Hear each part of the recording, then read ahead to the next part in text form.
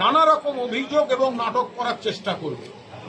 ফলে পুলিশ এত ক্যামেরা, এত চ্যানেল, এত চিত্র সাংবাদিক, এত সোশ্যাল মিডিয়া, প্রত্যেকের ফোনে ক্যামেরা, যদি পুলিশ কেউ অভয়ার মাকে কোনো আঘাত করে থাকেন তার কোনো ছবি কেউ পেলেন না আজকের দিনে, যেখানে সব ক্যামেরা তাদের দিকেই তাক করা ছিল।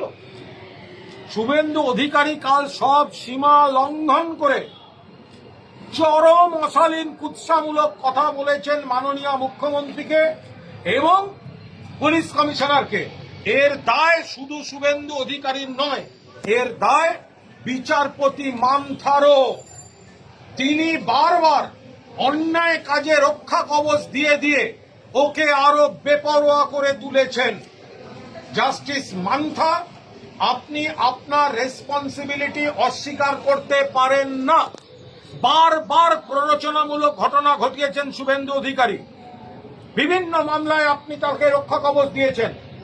সেই রক্ষা কবচে ব্রহ্মার বরে বলিয়ান হয়ে মহিষাসুর যেমন বড় বড় কথা বলতেন কিন্তু শেষে দুর্গার হাতে পরাজিত হতে হয়েছিল, তেমনি মান্থার বলে বলিয়ান হয়ে মহিষাসুর রূপী বা কি রূপী আমি জানি না, শুভেন্দু অধিকারী কুৎসিততম কথাবার্তা বলেছেন। এ কথা বলা যায় না, একজন মহিলা মুখ্যমন্ত্রী, এসব কি, এটা কথা? ফলে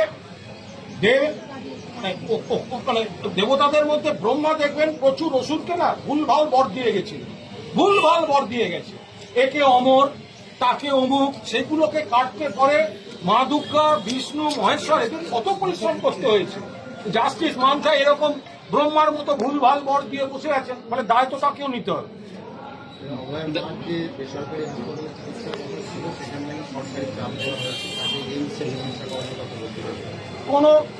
কেউ কাউকে চাপ দেয়নি, আপনারা বিশ্বাস করুন।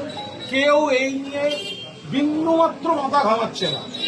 আপনি বলুন, এতদিন ধরে এরা তো অভয়া মঞ্চ তো প্রশ্নটা তুলেছে, এতদিন ধরে ওনারা তো বহু মিটিং মিছিলে গেছেন, তো হঠাৎ বিজেপির মিছিলে গিয়ে আহত হলেন কেন? এটা ভালো করে ভেবেছেন? ওনারা কাল প্রথম মিছিলে গেছেন তা তো নয়।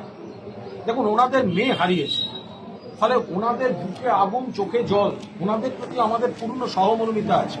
কিন্তু ওনাদের যেভাবে ব্যবহার করা হচ্ছে, কাল তো আপনারা দেখেছেন বিজেপির ওই ন্যাড়া নাড়ু ধাক্কা মারছে ছবি তোলার জন্য, ধাক্কা মারছে অভয়ার মাকে নিজের মুখ দেখাবে বলে, ন্যাড়া নাড়ু। তো তারপরে একটা কোনো ছবি পাওয়া যায়নি যে কোনো পুলিশ কোনোভাবে অসম্মান করেছেন বা আঘাত করেছেন, বরং এরকম ছবি পাওয়া গেছে পুলিশ ঢাল দিয়ে আড়াল হয়ে আছে আর পেছন থেকে ধাক্কা মেরে বিজেপি নেতারা বাবা মাকে, আমি তো বলছি বিরোধী দলনেতা এবং বিজেপির এটা তো লজ্জা। তাদের জায়গায় যদি আমরা থাকতাম, আমাদের আমন্ত্রণে যদি বাবা মা যেতেন, সবার আগে আমরা তাদের বুক দিয়ে আগলে রাখতাম, তাদের ধস্তাধস্তির ছবি করিয়ে সেইটা দিয়ে প্রচার পেতে যেতাম না। এটা নিকৃষ্টতম রাজনীতি।